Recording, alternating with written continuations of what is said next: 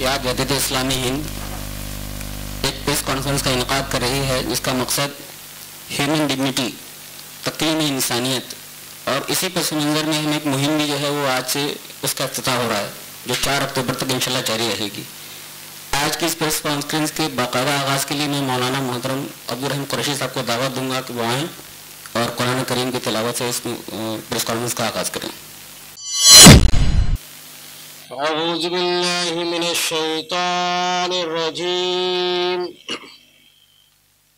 بسم اللہ الرحمن الرحیم، یا ایھا الانسان ما غرک بربک الکریم الذی خلقک فسواک فعدلک فی ای صورت ما شاء رکبک کلا بل تکذبون بالدین وإن علیکم لحافظین کراما کاتبین یعلمون ما تفعلون ان الابرار لفی نعیم وإن الفجار لفی جحیم یصلونها یوم الدین وما أنها بغائبين وما أدراك ما يوم الدين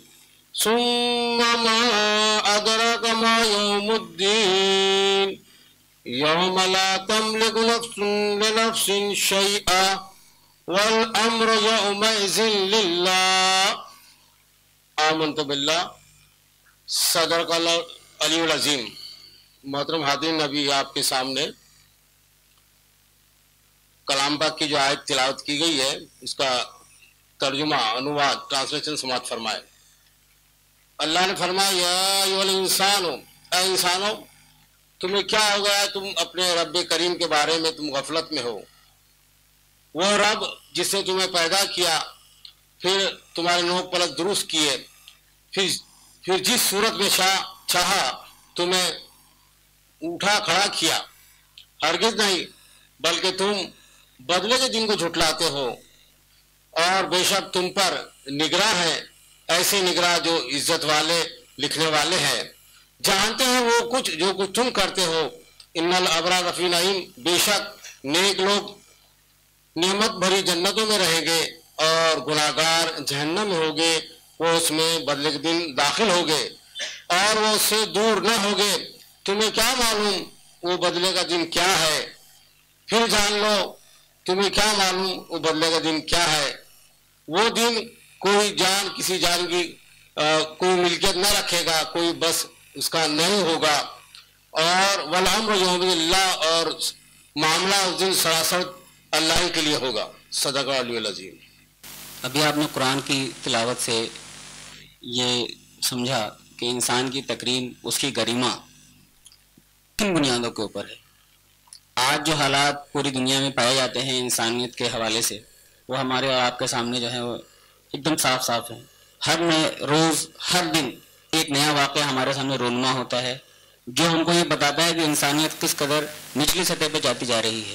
کبھی وہ بلاత్కాر کی شکل میں، کبھی وہ لنچنگ کی شکل میں، کبھی وہ دوسری جو ہے وہ شکلوں میں ہمارے سامنے آتا ہے۔ ہم اس کو خبروں میں، اخباروں کے ذریعے، سوشل میڈیا اور پرنٹ میڈیا کے ذریعے اس کو جانتے اور سنتے رہتے ہیں۔ انہی چیزوں کو ذہن میں رکھتے ہوئے وحدت اسلامی ہند نے یہ کوشش کی ہے کہ تکریم انسانیت، انسان کی تکریم، اس کی گریما لوگوں تک بتائی جائے، اس کو انسانیت کا درس دیا جائے کہ انسانیت دراصل ہے کیا۔ اور اس حوالے سے ہمارے درمیان اس وقت وحدت اسلامی ہند کے امیر پریسیڈنٹ محترم ضیاء الدین صدیقی صاحب موجود ہیں۔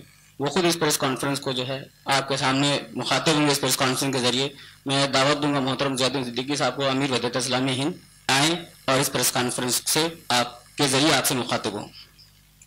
ڈاکٹر محمد ضیاء الدین صدیقی صاحب، اور میں گزارش کروں گا محترم حسین صاحب سے کہ وہ بھی ڈیسک پہ تشریف لائیں۔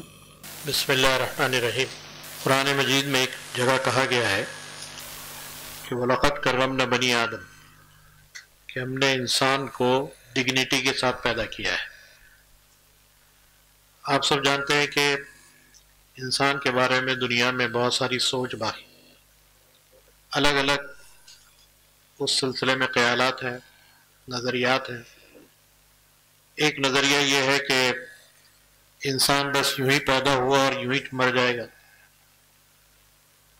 دوسری بات اس کے تعلق سے کہی جاتی ہے کہ وہ بندر کا ایک ترقی یافتہ ایک شیپ ہے۔ ڈاروین کی تھیوری جس کو بتلاتی ہے کہ انسان ترقی کرتے ہوئے بندر سے انسان بنا ہے۔ بعض لوگ کہتے ہیں کہ نہیں، یہ ایشور کے سر سے، پیر سے، پیٹ سے، ہاتھوں سے جنمے ہوئے انسان ہے۔ وہ انسان کے بارے میں کوئی پرفیکٹ اور یقینی بات اس دنیا کے اندر کہی نہیں جاتی ہے۔ ہم اس مہم کے ذریعے سے دنیا کو یہ بتانا چاہتے ہیں کہ انسان ایک حقیقت ہے، اور انسان کے بارے میں اسلام نے اور اس کے رسول محمد صلی اللہ علیہ وسلم نے باضابطہ ایک مضبوط سوچ اور ایک نظریہ دیا ہے کہ انسان آدم کی اولاد ہے۔ وہ آدم جس کو اللہ تعالیٰ نے بنایا، اس کی نقص درست کی، اس کو علم دیا، اس کو معلم بنایا، اس کو یہاں تک کہ خلیفہ بنایا، اس کو خوبصورت بنایا، اس کو صلاحیتیں دی، دنیا کو برتنے کی اسکل اور ایبلٹی دی، اس کو صحیح اور غلط کو اختیار کرنے کا بھی اختیار دیا، چاہے وہ سیدھے راستے پہ چلے، چاہے وہ غلط راستے پہ چلے۔ یہ اختیار اس کو دیا گیا ہے کہ وہ جو ڈائریکشن صحیح ہے اس طرف جائے یا جو غلط ڈائریکشن میں بھی جائے، اس کا اختیار۔ جو لوگ صحیح راستے پہ چلتے ہیں وہ اللہ تعالیٰ کے پسندیدہ لوگ کہلاتے ہیں، اور جو غلط راستوں کو اختیار کرتے ہیں، یہیں سے ہیومن ڈگنیٹی جو ہے زوال پذیر ہوتی ہے، یہیں سے زوال انسانیت شروع ہوتا ہے۔ جو اکرام، جو عزت، جو شرف اس کو ملا ہے، وہ یہاں سے ختم ہو جاتا ہے۔ اور جب وہ غلط راستے کو اختیار کرتا ہے تو وہ خدا سے بغاوت کرتا ہے، خدا کی جو آرڈرز ہے اس سے بغاوت کرتا ہے، پیغمبر نے جو کچھ کہا ہے اس سے بغاوت کرتا ہے، اور یہ بغاوت کے نتیجے میں وہ ظلم کا راستہ اختیار کرتا ہے، نفرت کو پروستا ہے، اور اپنے ہی جیسے انسانوں کو غلام بنا کر رکھنے کا اس کا ایک بھرپور منشا اور منصوبہ ہوتا ہے۔ ہم اس موقع پر یہ بھی بتانا چاہتے ہیں کہ جب انسان اپنے اختیار سے غلط راستہ اختیار کرتا ہے تو جو اس کا شرف ہے، اس کی ڈگنیٹی ہے، وہ ختم ہو جاتی ہے۔ ظلم کے مختلف راستوں کو وہ اپناتا ہے، اور سب سے بڑا ظلم یہ ہے، سب سے بڑا اتیاچار یہ ہے کہ آدمی خود اپنے آپ کو نہ پہچانے، اپنی ڈگنیٹی کو نہ جانے، اپنے ہی جیسے انسانوں کے سامنے جھک جائے، پتھروں اور جانوروں کے سامنے جھک جائے، اپنے شرف کو نہ جاننے کے نتیجے میں وہ اپنے سے حقیر چیزوں کے سامنے بھی جھک جاتا ہے۔ ظلم یہ بھی ہے کہ انسان کو غلام بنا دیتا ہے، اور غلام بنانے کے بعد اس پر اتیاچار کرتا ہے، اس کے جو رائٹس ہیں، اس کے جو حقوق ہیں، اس کو وہ پامال کرتا ہے۔ اس طرح وہ اپنی ڈگنیٹی سے بھی بغاوت کرتا ہے، جو اس کو شرف خدا کی ذات کی طرف سے ملا تھا، اس کے خلاف وہ عمل کرتا ہے۔ اس حوالے سے جب انسان ظالم ہو جاتا ہے تو اس کے الگ الگ روپ اور الگ الگ شیپ ہیں جو دنیا کے اندر ہم کو نظر آتے ہیں، اور ہم سب جانتے ہیں کہ ظلم جب وہ کرنے لگتا ہے تو پھر اپنے ہی جیسے انسانوں کو وہ مشکلات کا جو ہے شکار بنا دیتا ہے۔ باہر کی دنیا ہو یا ہمارا اپنا دیش، اگر غور سے حالات کا جائزہ لیں گے تو آپ کو یہ کہانی نظر آئے گی کہ کس طرح انسان کو غلام بنا کر اس کی تقسیم کرتا ہے، کبھی اس کو شتر اور ادی شتر کے اندر تقسیم کرتا ہے، اور اتی شودر کا تعلق تو جانوروں سے بھی بدتر بنا دیا گیا ہے۔ کبھی آپ نے دیکھا ہوگا کہ اعلیٰ ذات کے لوگ کچھ الگ کہلائے جاتے ہیں، کچھ پسماندہ کہلائے جاتے ہیں، اور انسانوں کی تقسیم اس کی پیدائش کی بنیاد پہ کی جاتی ہے، برتھ کی بنیاد پہ کی جاتی ہے۔ کبھی آپ نے دیکھا ہوگا کہ کوئی اعلیٰ ذات کا آدمی کسی پسماندہ اور دلت کے منہ پر پیشاب کر رہا ہے، یہ خبریں ہم نے پڑھی، اس کو یہ اختیار مل جاتا ہے کہ کسی کو ذلیل سمجھتے ہوئے اس پر پیشاب کرے۔ یہ انسانی تذلیل ہے، یہ ہیومن ڈگنیٹی کے خلاف ہے کہ کسی کو حقیر سمجھ کر اس کے اوپر یورینری کی جائے۔ کبھی آپ نے دیکھا ہوگا کہ دولہا بننے کے لیے گھوڑی پہ بیٹھ نہیں سکتا ہے۔ آج بھی ایسے گاؤں ہیں جہاں پر کنویں کا پانی وہ استعمال نہیں کر سکتے ہیں۔ آج بھی گاؤں ہیں کہ چپل پہن کر چلنا جو ہے ان کے لیے مشکل ہے۔ جب انسان رنگوں کی اور جاتیوں کی بنیاد پر تقسیم کیا جاتا ہے تو پھر انسانی تذلیل اور اس کی شرافت جو ہے وہ اس کو مسمار کر دیتا ہے۔ اس طرح جو ڈگنیٹی جو ہے اور اس کا شرف جو ہے سر عام پامال ہو کر رسوا ہوتا ہے۔ اسی طرح کبھی آپ نے دیکھا ہوگا کہ کسی مذہبی جگہ پر جانے کے لیے لوگ چاہتے ہیں کہ جائے، لیکن ان کو منع کر دیا جاتا ہے کہ وہ نہیں جا سکتے۔ اور کہ سب سے بڑی مثال تو خود ہمارے اپنے دیش میں ہے، president of India Draupadi Murmu. آپ جانتے ہیں کہ رام مندر کے افتتاح پہ بلائی نہیں گئی، کیوں؟ کیونکہ انسانوں کی بنیاد پہ جو تقسیم یہاں پر کی گئی ہے وہ اس کیٹیگری میں نہیں آتی کہ اس عبادت گاہ کے اندر وہ جا سکے۔ اس طرح انسانوں کی ڈگنیٹی کو اور اس کے شرف کو رسوا کیا جاتا ہے۔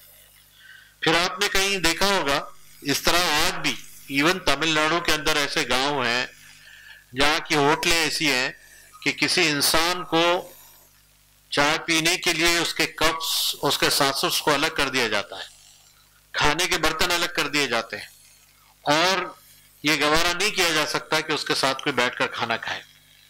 تو جب انسانی شرف پامال ہوتا ہے تو بنیادی طور پر یہ چیزیں جو ہے پیدا ہوتی ہیں۔ اسی طرح نسلوں اور رنگوں کی بنیاد پر بھید بھاؤ کا جو چلن شروع ہو جاتا ہے، اور یہ چلن خود ہمارے دیش میں نہیں بلکہ مغرب میں پچھمی دیشوں کے اندر بھی ہے۔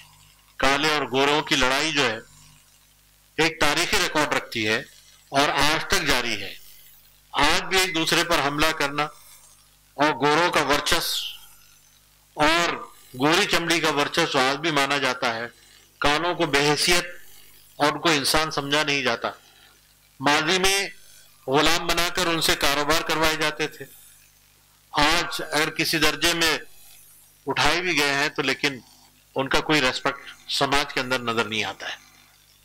آج بھی ہم کو لگتا ہے کہ کئی ایسے لوگ جو اپنے حقوق کے لیے کوشش کرتے ہیں، لیکن یہ جو نسلی برتری ہے، جو پیدائش کی بنیاد پر جو برتری ہے، یہ اس کو اٹھنے نہیں دیتی۔ حالانکہ اسلام نے اس میں بہت واضح تعلیمات رکھی ہیں۔ محمد رسول اللہ صلی اللہ علیہ وسلم نے جو اس مہینے کے اندر جن کی پیدائش ہوئی تھی، انہوں نے بہت خوبصورت تعلیمات دی ہیں۔ ہم جانتے ہیں کہ بلال ایک پسماندہ کمیونٹی سے تعلق رکھتے تھے، رنگ کے کالے تھے، دل کے اجلے تھے، چہرے دیکھیں گے تو ناک دبی ہوئی تھی، نسل کو تلاش کریں گے تو حبشی نسل تھے۔ ان کو کسی عبادت گاہ میں گھسنے نہیں دیا جاتا تھا، لیکن اسلام کو جب انہوں نے ایڈاپٹ کیا اور محمد صلی اللہ علیہ وسلم کے ذریعے سے بات پہنچی تو خود جس دن مکہ فتح ہوا ہے اس دن خود اسلام کے پیغمبر نے اپنے کندھے پہ ان کو کھڑا کر کے خانہ کعبہ پہ چڑھوایا ہے۔ خانہ کعبہ جو مسلمانوں کے اعتبار سے ان کا مذہب کا سب سے امپورٹنٹ سینٹرلائز پلیس ہے، اس کی دیوار پہ کھڑا کیا اور کہا کہ یہاں سے اذان دو اور لوگوں کو بلاؤ۔ سماج کا کچلا ہوا ایک شخص سماج کے سب سے عظیم تر شخص کے کندھے پر پیر رکھ کر اوپر چڑھتا ہے اور لوگوں کو بلانے کے منصب پر فائز ہوتا ہے۔ یہی بلال جب اسلامی گورنمنٹ کے اندر، جب عمر بن خطاب جب دوسرے خلیفہ تھے، یہ جب آتے ہیں اور لوگ ویٹنگ میں بیٹھے رہتے ہیں، خالد ہے، ابو سفیان ہے، یہ سب اعلیٰ ذات کے لوگ ہیں۔ اس زمانے میں یہ اپر کلاس کے لوگ تھے، یہ بیٹھے ہوئے ہیں، یہ ویٹنگ ہال کے اندر ہے، اور جب بلال کے آنے کی اطلاع ملتی ہے تو عمر باہر آتے ہیں، جو وقت کا بادشاہ ہے وہ باہر آتا ہے اور یا سیدی کہہ کے ان کو لے جاتا ہے، ان کا ریسپیکٹ کرتا ہے۔ ہیومن بنیادوں پر جو ان کا ایثار اور قربانی ہے اس کا ریسپیکٹ کرتے ہوئے اندر لے جاتا ہے۔ وہاں پر ابو سفیان تھے، ان کو یہ ٹھیک نہیں لگا تو انہوں نے کہا کہ خالد دیکھ رہے ہو کہ آج کیسے لوگوں کی عزت ہو رہی ہے اور ہم یہاں انتظار کر رہے ہیں اور ان کو اندر بلایا جا رہا ہے۔ تو خالد کہتے ہیں کہ ابو سفیان تم پہلے بھی غلط سوچتے تھے اور آج بھی غلط سوچتے ہو۔ یہ شخص نے ہم سے پہلے حق کو قبول کرنے کی کوشش کی ہے، صحیح بات کو اس نے سب سے پہلے قبول کیا ہے، اس لیے اس کا درجہ ہم سے آگے بڑھ گیا ہے۔ ہم پیچھے رہ گئے ہیں، ہم نے حق کو بعد میں قبول کیا ہے، اس لیے ہم بعد میں۔ کہنے کا مطلب یہ ہے کہ جو پہلے حق کو قبول کرے گا، سچائی کو اختیار کرے گا، نیکی کی طرف لپکے گا، اس کا جو ہے ریسپیکٹ اور اس کی تکریم اسلام زیادہ کرتا ہے۔ اس حوالے سے جو تعلیمات ہیں اس کو سمجھنے کی ضرورت ہے۔ زید بن حارث ایک غلام ہے، پسماندہ ہے، لیکن بنو ہاشم کا جو اعلیٰ خاندان تھا، بنو ہاشم کا اعلیٰ خاندان، اس کی ایک عورت سے ان کا نکاح کیا گیا۔ کسی صحابی، کوئی رسول صلی اللہ علیہ وسلم کے کسی کمپینین کا نام قرآن میں نہیں ہے سوائے زید بن حارث کے۔ وہ غلام ہے لیکن ان کا تذکرہ قرآن میں۔ قرآن میں صرف 25 پیغمبروں کے نام ہیں، مہا پرشوں میں جو اسلام کے اہم مانے جاتے ہیں صرف 25 لوگوں کے نام ہیں۔ کسی اس کے علاوہ اور نام بھی ہیں لیکن کسی صحابی کا نام نہیں ہے، کوئی کمپینین کا نام نہیں ہے سوائے زید بن حارث کے۔ وہ غلام تھے، ان کو بیچا گیا تھا بازار میں، لیکن ان کا ریسپیکٹ تھا سماج میں بھی اور اسلام کے ماننے والوں میں بھی، اس لیے کہ محمد صلی اللہ علیہ وسلم نے اپنے آخری سرمن میں جو بات کہی تھی کہ کسی عربی کو کسی اجمی پر، کسی اجمی کو کسی عربی پر، کسی گورے کو کسی کالے پر، کسی کالے کو کسی گورے پر کوئی ورچسپ نہیں ہے، تم سب آدم کی اولاد ہو اور آدم مٹی سے بنے تھے۔ یعنی کوئی کتنا بھی بڑا ہو، وہ آدم کا بیٹا ہے، وہ برابری کا معاملہ اس کے ساتھ ہے۔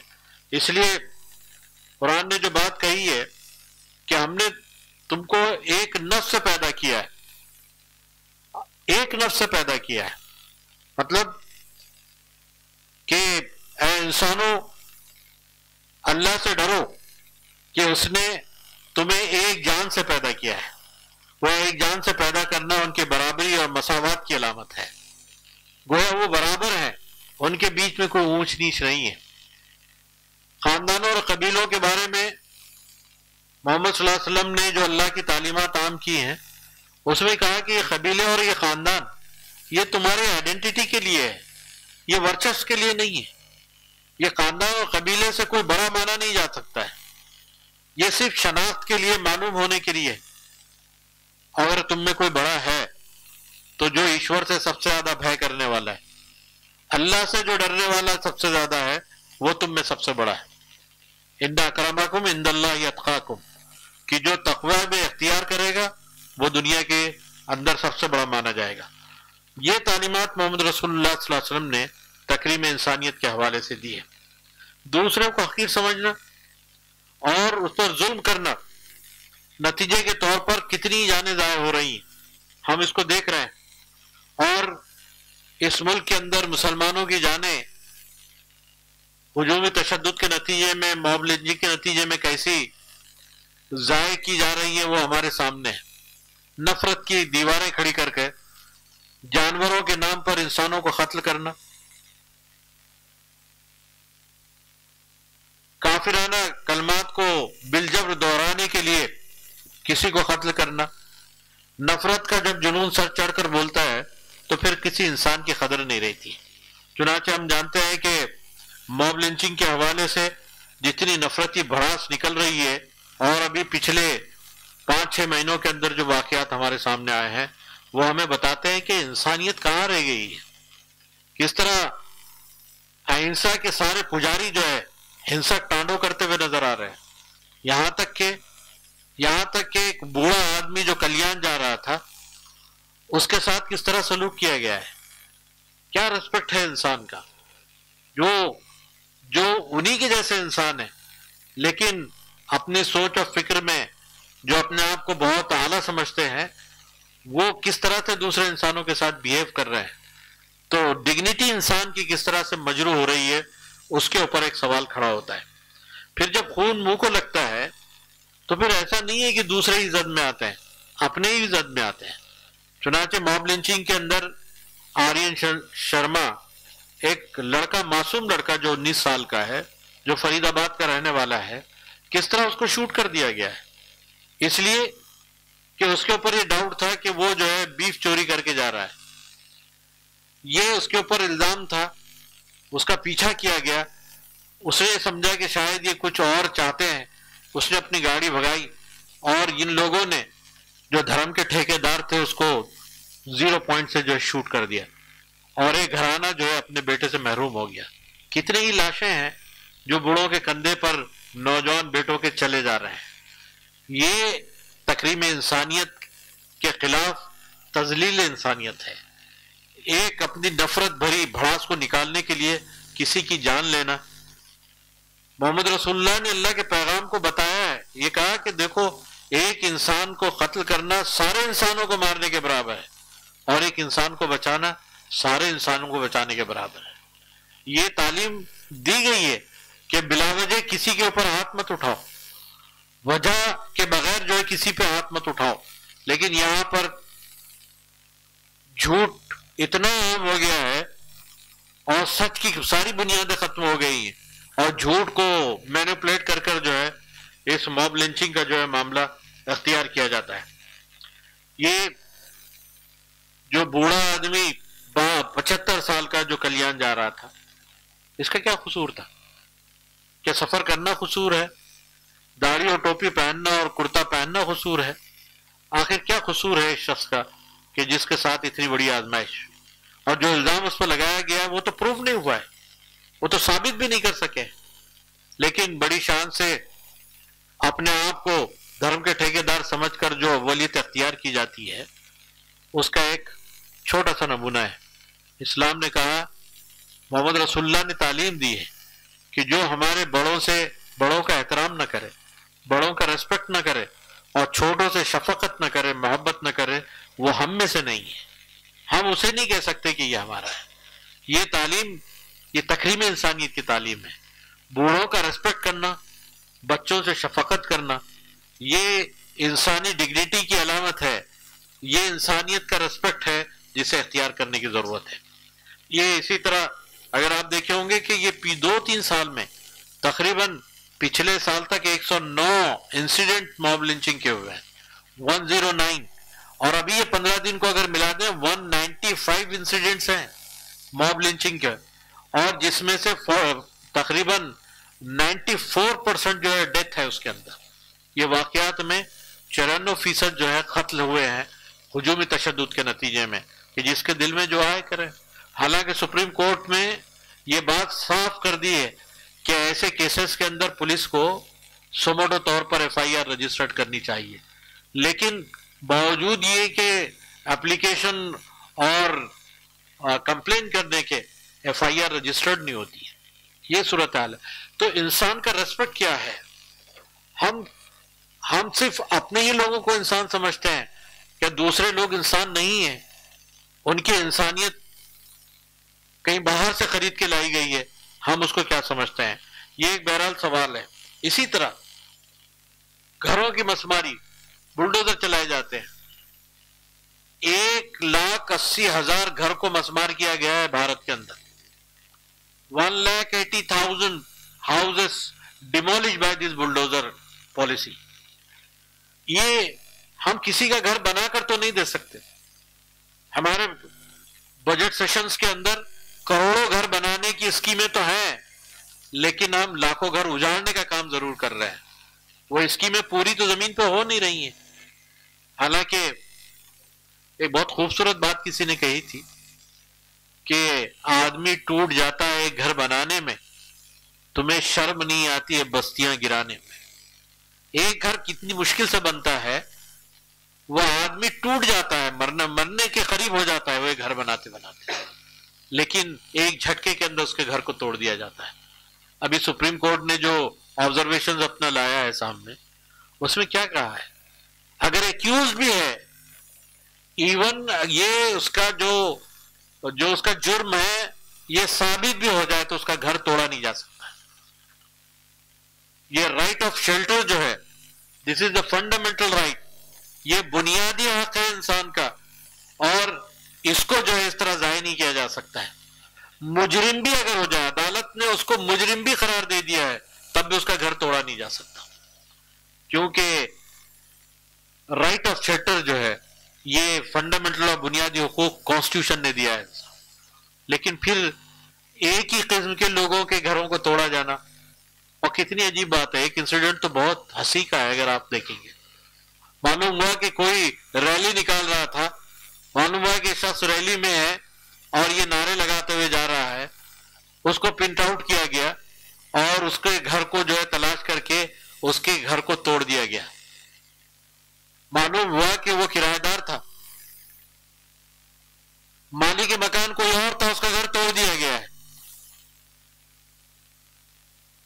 دوسرا انسیڈنٹ یہ ہے کہ معلوم یہ ہوا کہ یہ جو جہاں رہتا ہے، جو ایکیوز اس کا گھر توڑنے کے لیے بلڈوزر آیا تھا، یہ کسی غیر مسلم کا گھر ہے.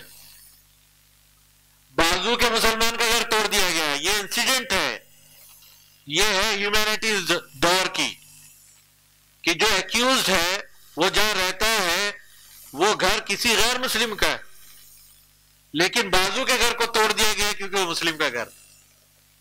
یہ نفرت بھری جو پالیسی اختیار کی جا رہی ہے، کیا یہ اس سے انسانیت کسی نتیجے پہ پہنچے گی؟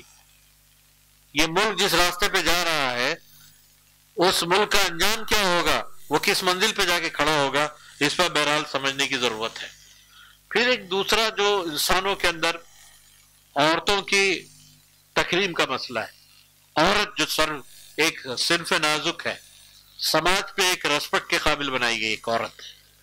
لیکن یہ عورت کے بارے میں کیا تصور ہے ہمارا؟ یہ عورت کے بارے میں ایک وہ تصور تھا کہ ماضی میں اس کو پیدا ہونے پر بوڑھا سمجھا جاتا تھا اور اس کو زندہ درگور کر دیا جاتا تھا. اس زمانے میں بھی وہ تصور تھا اور آج کے زمانے میں بھی یہ تصور ہے. آج بھی عورت کی پیدائش کو برا سمجھا جاتا ہے. آج بھی کسی کو لڑکی کی خوشخبری سنائی جائے تو وہ خوش نہیں ہوتا ہے. قرآن کے الفاظ میں اس کے چہرے پہ کلونز چھا جاتا ہے، اس کا چہرہ کالا پڑ جاتا ہے.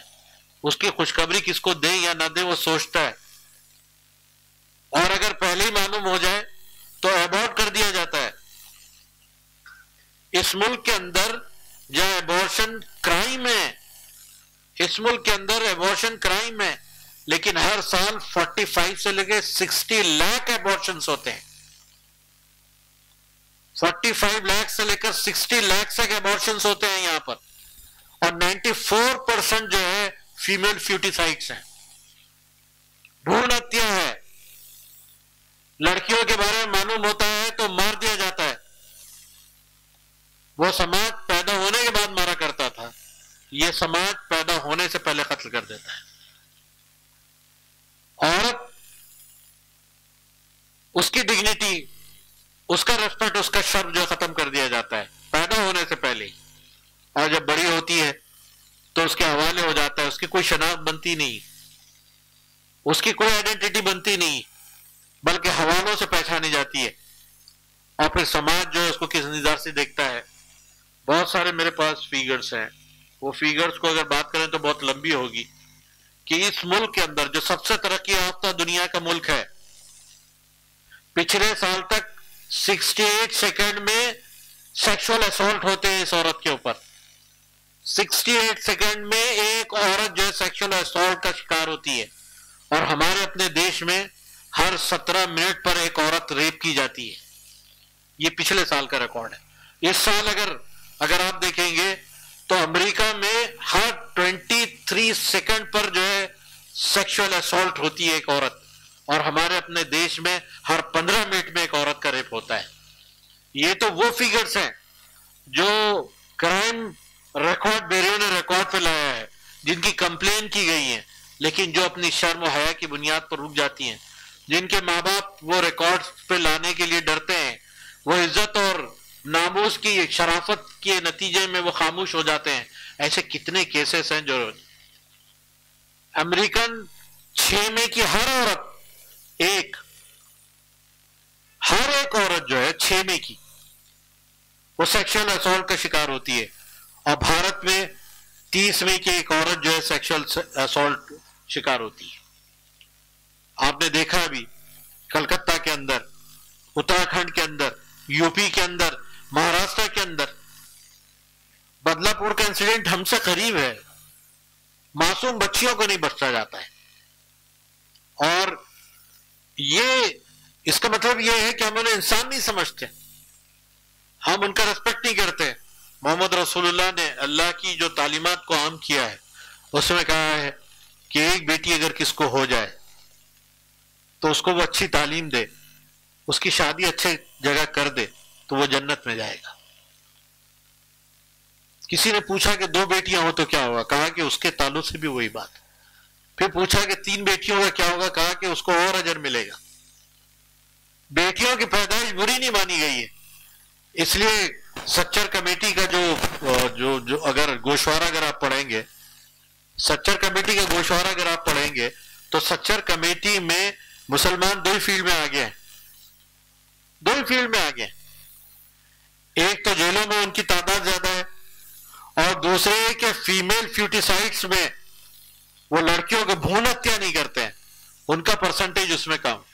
تو یہ 2 ہی فیگرز میں سب سے زیادہ ہے، باقی ہر فیلڈ کے اندر پیچھے ہے. کھانے میں، کمانے میں، پڑھنے میں وہ نیو دلتس ہو گئے ہیں. بلکہ سچر نے تو نیو دلتس نام کی ایک نئی ٹرم کو ایجاد کیا ہے کہ Muslims become the new Dalits. Dalit نو کی ایک نئی ٹرم ایجاد کر رکھی ہے انہوں نے. تو میں یہ عرض کر رہا تھا کہ اس طرح سے ان سے کہا گیا کہ بیٹی کی پیدائش پر خوش ہو جاؤ، یہ تمہارے لیے خوشی کا پیغام. بیوی کے بارے میں کہا، جب عورت بیوی بن کے آتی تو کہا کہ دنیا کی سب سے بڑی دولت یہ ہے ایک نیک بیوی کا مل جانا. جب وہ ماں کے روپ میں آتی ہے تو کہا کہ اس کے پیروں کے نیچے جنت ہے، اس کی خدمت کرو. ریسپیکٹ کو بڑھایا ہے، اس کو معاشرتی ریسپیکٹ دیا ہے، اس کو معاشی پروٹیکشن دیا ہے، اس کو جو ہے ہیرارکی میں حصہ دیا ہے، وراثت میں حصہ دیا ہے. اس کے لیے پورے پروویژن کیا ہے کہ کس طرح سے اس کو پروٹیکٹ کیا جا سکے. تو میں یہ عرض کر رہا تھا کہ عورت کی ڈگنیٹی کو مینٹین کیا ہے اسلام نے، اس طرح سر عام اس کی عزتوں کو رسوا نہیں ہونے دیا ہے، اور اس قسم کی تمام چیزوں کو پروٹیکٹ کرتے ہوئے ایسی سزاؤں کو بھی متعین کیا ہے کہ اگر کوئی بدماشی اس کے باوجود بھی کرے تو اس کا حشر جو ہے اسٹوننگ ہے. آج جو ممتا بنرجی نے جو قانون پاس کیا ہے اس کو دیکھ لیجئے. آج دنیا اتنے ایکسپیریمنٹ کے بعد پہنچ رہی ہے اس طرف. یہ محمد رسول اللہ نے 1400 سال پہلے بتایا تھا کہ ایسے لوگ جو کسی کی ڈگنیٹی کو اہمیت نہیں سمجھتے، عورت کی عزت و وقار کو پامال کرتے ہیں، اس کے ساتھ زیادتی کرتے ہیں، اس کا جنسی استحصال کرتے ہیں، تو ان کی سزا کیا ہونی چاہیے. آج ممتا بنرجی نے وہ قانون بنایا ہے، آپ دیکھ لیجئے. اب وہ کس طرح امپلیمنٹ ہوگا مجھے نہیں معلوم، لیکن وہ اسی طرف گئی ہیں. مسٹر اڈوانی نے پارلیمنٹ میں ایک بات کہی تھی کہ نربھیا کیس کے معاملے میں اگر کچھ علاج اس کا یہ ہو سکتا ہے کہ ان کو طالبانی سزا دی جائے. یہ طالبانی سزا کیا ہے؟ طالبان کا نام لے کر انہوں نے ایک طرف اشارہ کیا ہے کہ شریعت نے جو سزا متعین کی ہے وہ سزا اس کو ملنی چاہیے. گویا ریپ کرنے والوں کو اس کے کافر کردار تک پہنچنا چاہیے. انسان کی ڈگنیٹی اور اس کا شرف یہ ہے کہ اس کو اس کا حق اور اس کو انصاف ملنا چاہیے. اس حوالے سے جو ہے ہم کو اس چیز کو غور کرنا چاہیے. اسی طرح آپ دیکھ لیجئے یہ میٹو کے نام سے امریکہ سے جو ایک موومنٹ شروع ہوا تھا، اب سیکنڈ فیز اس کا ہے کہ اللہ کے اندر جو فلم انڈسٹریز کے اندر جو صورتحال ہوئی ہے اور ہیما جو کمیٹی تھی اور اس کے فائنڈنگ جو آئی ہیں اس پر کیا ہنگامہ مچا ہوا ہے، کیسے کیسے لوگ اس میں ملوث ہیں، اتنی بڑے جو دوسروں کے آئیڈل ہیں، رول ماڈل ہیں، وہ فلموں کے ذریعے سے ایک نسلوں کو گائیڈ کرتے ہیں، لیکن وہ کہاں کھڑے ہیں؟ وہ اپنے ہی جیسی خواتین جن کو برابر سمجھا جاتا ہے ان کے ساتھ ان کا کیا حمل ہے؟ اور یہ تیلگو فلم انڈسٹری بھی کس طرح سے متاثر ہے؟ اب یہ بالی ووڈ اور ہالی ووڈ کے بعد بالی ووڈ نے بھی جس طرح سے میٹو موومنٹ کا ساتھ دیا ہے، اس میں آپ دیکھ لیجئے کیا صورتحال ہے، کس سطح پر ہم لوگ گر رہے ہیں اور کہاں جا کے رکیں گے اس کو ہم کہہ نہیں سکتے۔ تو اس صورتحال پہ بھی ہم کو غور کرنا چاہیے کہ یہ چیز جو ہے کیوں اتنی بڑھ رہی ہے، اور اس میں کون سی ایسی چیز ہے جس کے نتیجے میں یہ چیزیں خاص طور سے ڈگنیٹی کو اور شرف کو متاثر کر رہی ہیں۔ پھر یہی کہ سماج کے اندر جو مزدور لوگ ہیں، غلام لوگ ہیں، جو دبائے ہوئے کچلے ہوئے لوگ ہیں، جو لیبر فورس ہیں، ان کے حقوق کے معاملے میں ان کی ڈگنیٹی کا کیا ہے؟ ابھی آپ اندازہ کیجئے کہ 205 میں لیبر فورس جو بھارت میں تھا وہ 63.7 تھا، آبادی کا جتنی آبادی ہے اس کا 63.7% لیبر فورس تھا بھارت میں۔ 2024 کے اندر یہ گھٹ کر 45.90 رہ گیا ہے۔ یہ سب لوگ کہاں چلے گئے؟ اس سے ان کا روزگار ختم ہو گیا ہے، ان کی مزدوری ختم ہو گئی ہے، وہ کمپنیوں میں کام کرتے تھے، کمپنیاں بند ہو گئی ہیں، ان کے ڈیوز باقی ہیں، ان کو ملے نہیں ہیں، اور یہ پورا کا پورا ریشو جو ہے جا کر جو اس قدر کم ہو گیا ہے۔ تو یہ لیبر فورس جو کم ہوئی ہے اس کی جو وجوہات ہیں اس پر غور کرنے کی ضرورت ہے۔ محمد رسول اللہ نے کہا کہ مزدور کا پسینہ سوکھنے سے پہلے اس کی مزدوری عطا کر دو۔ آج یہ لیبر فورس کے ڈیوز گورنمنٹ کے جو ہے خزانے میں پڑے ہیں، لیکن وہ نہیں۔ آج اگر آپ دیکھیں گے کہ بلو پاورٹی لائن جو ورلڈ بینک نے فگر دیے ہیں، 22% بلو پاورٹی لائن جو لوگ ہمارے پاس رہتے ہیں بھارت کے اندر،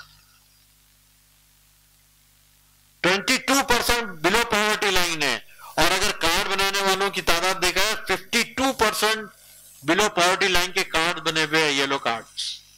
وہ آدھی سے زیادہ آبادی بلو پاورٹی لائن کے نیچے رہتی ہے۔ یہاں پر ہمارے اناج کے خزانے جو سڑ رہے ہیں پانی کے اندر، گیہوں سے شراب بنائی جا رہی ہے، لیکن غریب کے پیٹ میں ڈالنے کے لیے کوئی تیار نہیں ہے۔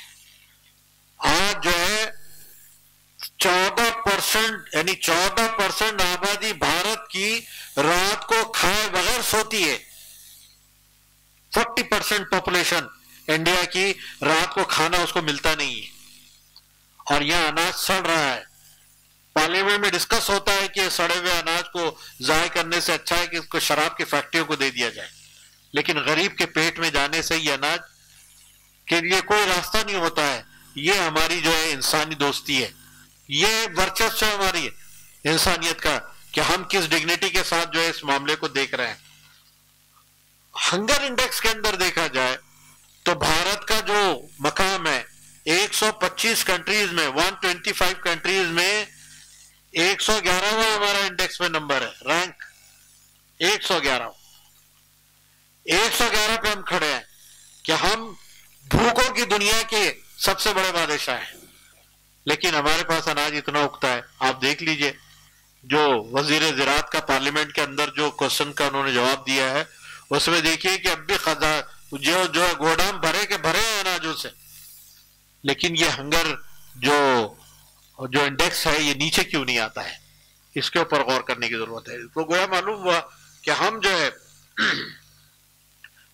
ان تعلیمات کا خیال نہیں کر پا رہے ہیں جو انسانی بنیادوں کے اوپر ہمیں پروسنے کی ضرورت ہے، یا انسان کی ڈگنیٹی کو جو کھڑا کرنے اور انسان کو کھڑا کرنے کے لیے جن چیزوں کی ضرورت ہے اس پر ہم دھیان نہیں دیتے ہیں۔ میں مزدوروں اور غلاموں کے سلسلے میں اور بھوکوں کے سلسلے میں اسلام نے کہا کہ محروم اور مانگنے والوں کا حق تمہارے مال میں رکھا گیا ہے۔ کوئی مسلمان نہیں ہو سکتا کہ اس کا اگر پڑوسی بھوکا سو جائے، کوئی مسلمان نہیں ہو سکتا، یعنی اس کے پڑوسی بھوکا سو رہا ہے اور وہ ہے مسلمان، ایسا مانا ہی نہیں گیا ہے۔ اس قدر انسانوں کا خیال رکھنے کی بات کہی گئی ہے، لیکن جن کے ہاتھوں میں وسائل ہیں، جو صاحب اقتدار ہیں، جو صاحب منصب بنائے گئے ہیں، وہ کس طرح سے انسانوں کو ڈیل کر رہے ہیں اس پر بہرحال سوچنے کی ضرورت ہے۔ اسی طرح قیدیوں کے بارے میں، پسماندہ طبقات کے بارے میں، اس طرح سے انسانوں کے ساتھ جو سلوک ہے، بلکہ ہیومن ڈگنیٹی کا تو سوال یہاں سے بھی شروع ہوتا ہے کہ ہم جانوروں کے ساتھ کیا سلوک کرتے ہیں، ہم جانوروں کے ساتھ کیا سلوک کرتے ہیں، یہاں سے بھی انسانی ڈگنیٹی کا ایک سوال پیدا ہوتا ہے کہ ہم ان کے بارے میں کتنا خیال کرتے ہیں۔ تو یہ تمام چیزیں کل ملا کر میں آپ کے سامنے رکھنا چاہتا تھا کہ اس وقت پوری دنیا کے اندر اور ہمارے اپنے ملک میں جو حالات ہیں، ان حالات کے اندر یہ جو اسٹیٹس ہے ہیومن ڈگنیٹی کا، وہ متاثر ہو رہا ہے۔ اس کو پھر سے اپنی جگہ پہ لانے کے لیے، اس کو بہتر سے بہتر کرنے کے لیے، انسانوں کی قدر کرنے کے لیے، اس کے شرف کو بحال کرنے کے لیے، اس کے آنر کو، ڈگنیٹی کو بحال کرنے کے لیے، بہرحال جو محمد رسول اللہ کی تعلیمات ہیں، ان تعلیمات کو جو اس مہینے کے اندر جن کی پیدائش ہوئی ہے، ان کو عام کرنے کی ضرورت ہے، ان کو دوسروں تک پہنچانے کی ضرورت ہے۔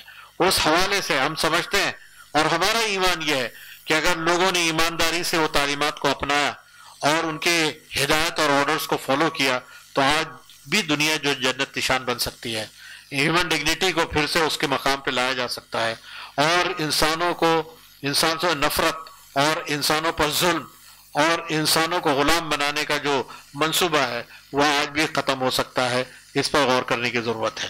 اس لیے ہم نے وحدت اسلامی نے یہ محسوس کیا کہ یہ وقت کی ایک ضرورت ہے اور ایک صحیح ایشو کو ہم لوگ ایڈریس کریں گے اگر ہم یہ بات لوگوں کے سامنے لاتے ہیں کہ محمد رسول اللہ کی تعلیمات کس قدر ضروری ہے آج کے دور کے لیے، اور کتنا ریلیونس ہے ان تعلیمات کا موجودہ دور کے اندر، اور ہیومن ڈگنیٹی کے لیے، اس کی شرف کو بحال کرنے کے لیے وہ کتنا ضروری ہے۔ اس پر لوگوں کو سوچنے، غور و فکر کرنے اور ان کی تعلیمات سے آگاہ کرنے کے لیے ہم نے اس مہم کو لانچ کیا ہے۔ یہ ہیومن ڈگنیٹی کیمپین آل انڈیا تو پورے ملک میں منائی جا رہی ہے، اور آج سے ہم نے اس کی شروعات کی ہے، اور 1 مہینے تک ہم مسلسل جائیں گے، مسلمانوں کے پاس بھی جائیں گے، نان مسلمز کے پاس بھی جائیں گے، ہر دونوں کو بتائیں گے کہ کس طرح انسانی ڈگنیٹی اور شرف کو بحال کیا جا سکتا ہے، اور یہ جو مسائل ہمارے بیچ میں پیدا ہو رہے ہیں، ان مسائل کا سلوشن کیا ہے، وہ کس طرح سے دور کیا جا سکتا ہے۔ وآخر دعوانا الحمدللہ رب العالمین، والسلام علیکم ورحمۃ اللہ وبرکاتہ۔